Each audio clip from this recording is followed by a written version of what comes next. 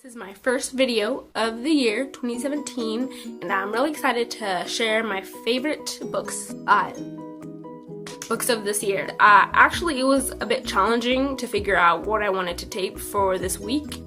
I was on YouTube just like 15 minutes ago maybe. I was watching Margot. She's the YouTuber for the Epic Reads channel, and she was filming her top 10 books.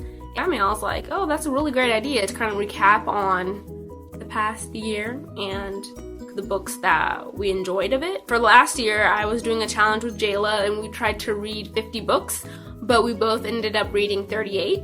It's kind of disappointed because I thought I could just do more, but hopefully this year I'll be able to read the 50. So let's get started. Number 5, I chose Steelheart by Brandon Sanderson. This is a sci-fi book in the Reckoner series. It is about a boy that is a part of this world that is ruled by people with superpowers. This event happened called Calamity, which instilled powers into people. It's like a movie. Like, it's just so filled with action that it is amazing. You just are on the edge of your seat, and things are twisting and turning. The secrets and things that are being solved in this book is just so fun to read, and you really enjoy it. I just can't recommend this book enough. I heard that it was in the process of becoming a movie, so that really got me, because it was on my TBR list for the longest time, and then I heard, oh, it's gonna be a movie, so then I better start reading it. Number 4,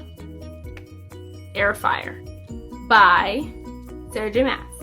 And this book is a part of the Throne of Glass series, which is surrounding a young woman named Selena, and it is lightly based off the story of Cinderella. And she is an assassin who has to either stay in this labor camp or come and serve the king as his assassin. So obviously she went there, and she took part of this contest to see who's the best one for the job, and things unfold. And yeah, and I love that one because of the character growth that happened in this series.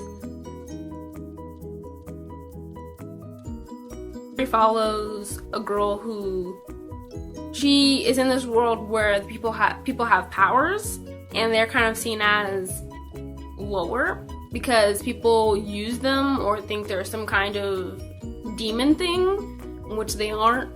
And anyway, so she works in the king's army, serves as a map maker or a cartographer. She is become this kind of political figure and is just kind of paraded around, and that's kind of her role for a lot of the books. And there's a lot of politics regarding royalty and all that. That's all included in the story. And she has to kind of get this handle on her power, so it's her learning to, deal with those powers and learning what her role is and kind of unveiling the secrets that are deep embedded into the place and the situation that she's put in. So she becomes the hero, there's a villain, and they kind of, go check it out. Number 2, A Number in the Ashes by Sabaa Tahir. The land is ruled by another people who are above the people who are already there, that were already there when they came to rule it. At the beginning, we see that a tragedy happens involving her family, and her brother is sent to prison, and she's kind of on the run. And then she meets with this rebellion and begs them to help her. And they agree, but only on the terms that she has to do something for them as well, which is be a spy in one of the, I think it's the general or one of the commanders of the people who rules the land, and she has to be kind of like her maid or servant. And we just see what she goes through, and this lady is like really brutal, so she has to endure some stuff emotionally and physically. And the general commander person, her son, is kind of like the love interest for the main character. I really enjoyed the series because, I don't know, it just had this kind of magical, fantastical element of it. It kind of gave me a feel of like Aladdin in a way. I recommend this book all the way. It is fantastic. And number 1, and you've got some priority guests because I talked about it a lot, of Light We Cannot See by Anthony Doerr.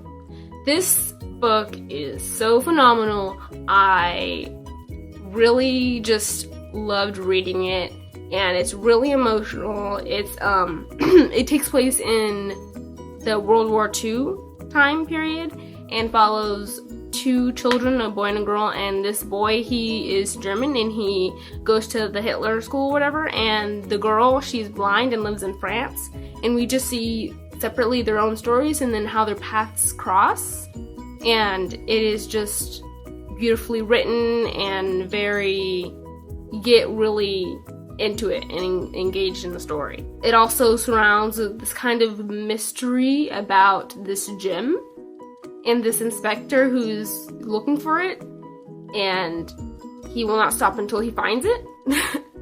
So yeah. Well, she has been, so, my named